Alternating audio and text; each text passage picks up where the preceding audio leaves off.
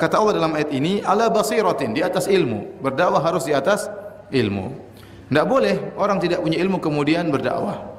Adapun kalau berdakwah secara umum, mengajak orang untuk sholat, ya, mengajak orang untuk bersedekah, ya, mengajak orang untuk sholat malam, saya rasa semua orang bisa melakukannya. Berbakti kepada orang tua, ya, ini insya Allah tidak perlu ilmu yang tinggi-tinggi. Tapi kalau sudah berbicara di podium, berbicara di mimbar-mimbar, maka dia harus punya ilmu yang dia miliki untuk dia sampaikan dakwah tersebut. Ya, karena kalau dia tidak punya ilmu, nanti akan dia berbicara dengan salah, dan ini berbahaya, ya.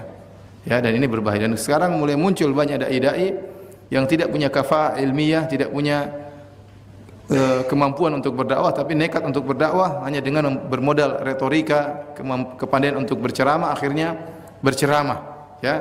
Bahkan top, terkenal, diundang di sana sini, namun tidak punya ilmu, ya. Tentunya ini kita khawatir, ya, bisa menjerumuskan orang dalam berbagai macam kesalahan, ya. Oleh karena seorang meskipun dia suka untuk berdakwah, tapi dia harus tahu diri. Ya, kata para ulama rahimallahu man arafa qadra nafsihi. Semoga Allah merahmati orang yang tahu diri, ya. Semoga Allah merahmati orang yang tahu diri. Ya, demikian juga saya lihat juga di dunia media sosial, di Facebook, banyak orang menempatkan dirinya sebagai ustadz, ya. Kemudian buat tulisan-tulisan dengan model copas, ya. Kemudian dipanggil dia ustadz, dan dia tidak protes, dianggap ustadz, dia senang-senang saja, ya. Hendaknya seorang tahu diri, ya.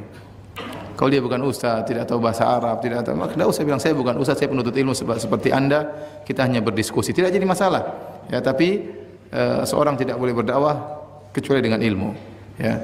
Bagaimana kemudian seorang baru dapat hidayah, kemudian disuruh berdakwah, suruh ceramah di depan?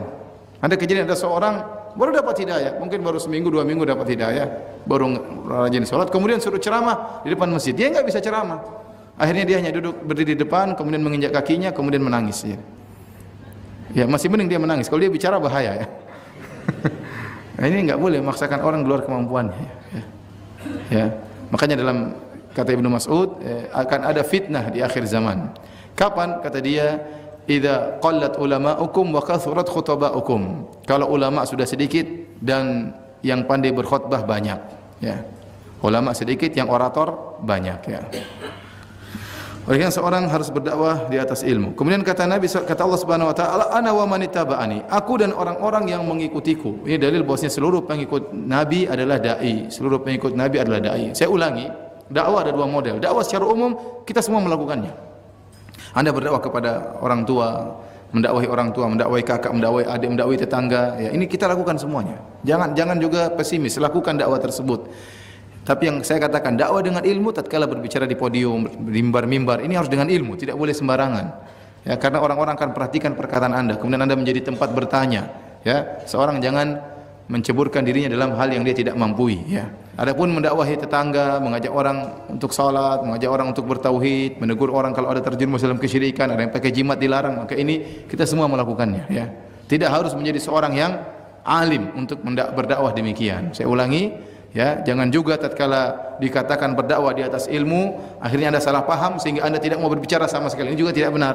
Ya, Anda berdakwah di ruang lingkup Anda. Oleh karenanya di Arab Saudi ada semacam pameran judulnya Kun Da'iyan. Jadilah seorang dai. Jadilah seorang dai. Ini menyeru kepada penduduk Arab Saudi untuk berdakwah dimanapun mereka berada. Apakah sebagai seorang ayah dia berdakwah, sebagai seorang ibu dia berdakwah, ya, sebagai tetangga dia berdakwah, sebagai pekerja di kantor dia berdakwah, ya. Dia berusaha berdakwah, ya, sebatas ilmu yang dia miliki, ya. Kalau sudah ditanya tentang masalah-masalah agama, ya jangan sok tahu, ya. Bilang saya tidak tahu, saya bukan ustadz. Tanyakan kepada yang lain misalnya.